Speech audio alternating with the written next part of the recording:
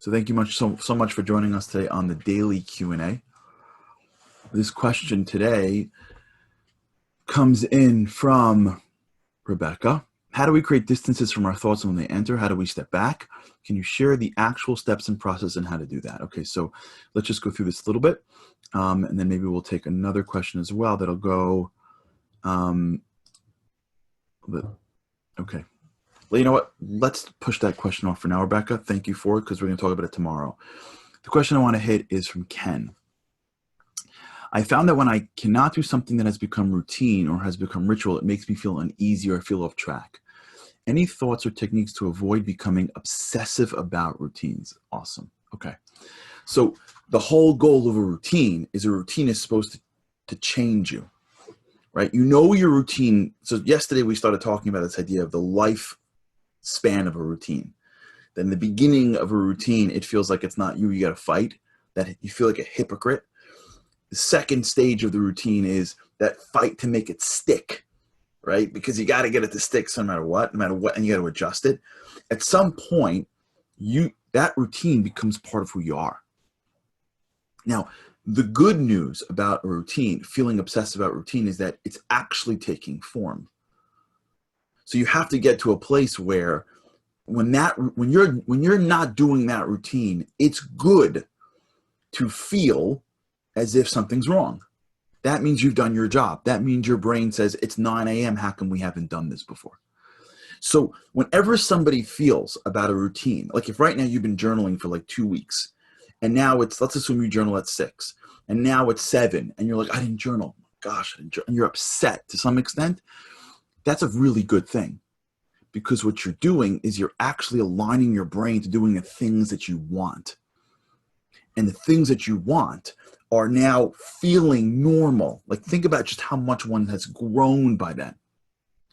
But it's important that now you don't get overrun by last year's routines. So just the fact that you can do a routine enables you to understand that I can change my brain. And for the most part, if you feel obsessed about your routines, that's a really good thing, because that means that your brain now feels comfortable doing the things that you put in it and not something that was put in by you. However, and this is an important, I guess this is good you asked the question, Ken, because I think we're getting towards, this is like part 2 from yesterday. So yesterday we spoke about the first part of the routine. Now let's speak about the second part of the routine. Routines work for you.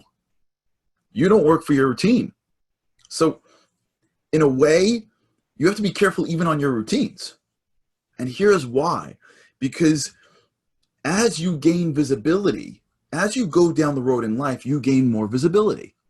Okay, so when you were 18, you may say, I know what I want to do in my life. I want to do this. And then you go, okay, and you build the routines. And now you do this and this and this and this and this. And you've got a full program that is going to align to take you to the goal that you set for 18. You start doing stuff and you go down the road. I'll give an example. Let's assume you want to be an athlete. Okay. So you want to be a professional basketball player. Okay. So you're 18 years old and you got it. So wake up in the morning and take shots and do this and work out. Okay. You start going down the road and you realize, I don't want to play. I want to coach. Now, if you want to coach, your routines that you set up to play are not going to get you coaching. So you got to change your routines. But you didn't have visibility when you were 18. The only reason why you had visibility is because you went down the road of these rituals that got you in the game. And when you got in the game, now you're playing at a professional level. Now you can see it for what it is, and now you can make your adjustments. So you have to understand, this is the most important part to this. This is why this whole world of like, find out what you want to be at 18 is so flawed. It's so flawed that like you have to pick your career before you're even 21. Like people are pushing kids to pick careers in high school. In high school. Like you can't even drive and you're going to determine the next 50 years of your life. It's such a flawed concept.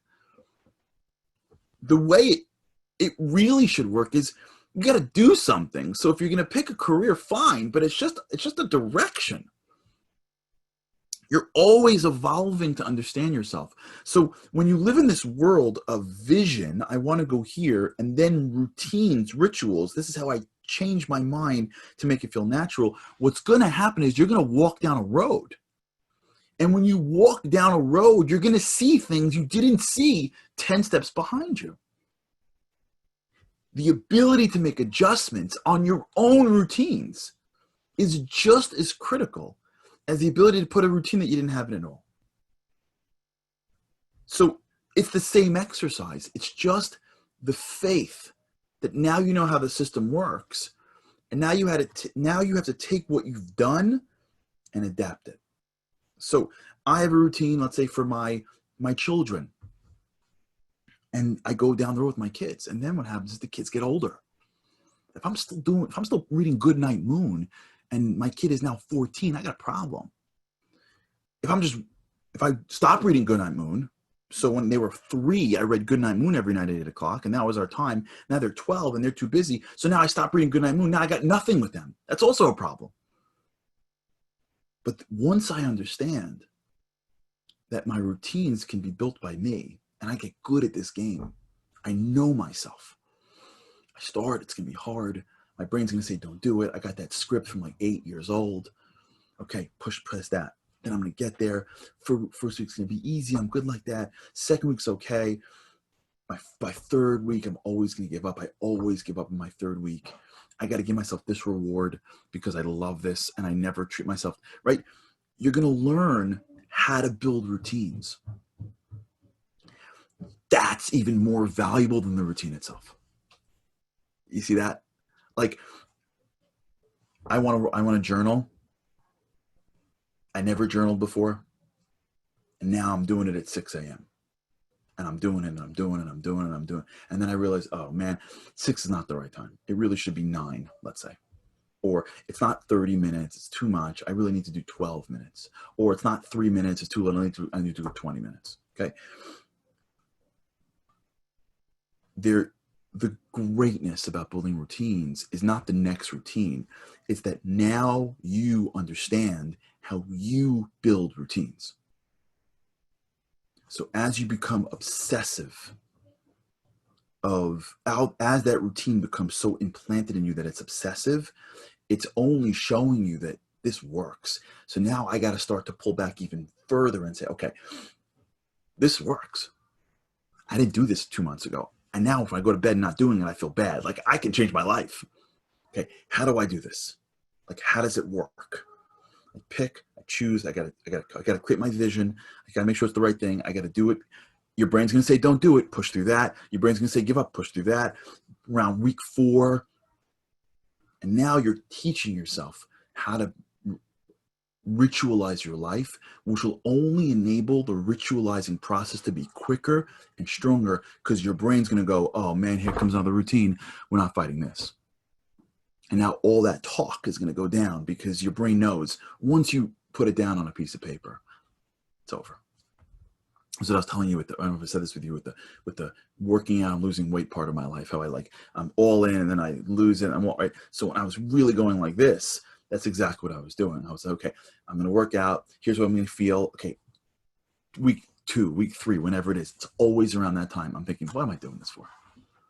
I'm a middle-aged Jew. What am I doing? I gotta lose this much weight. Come on. Same line, same give up. Stick with it. I don't see results.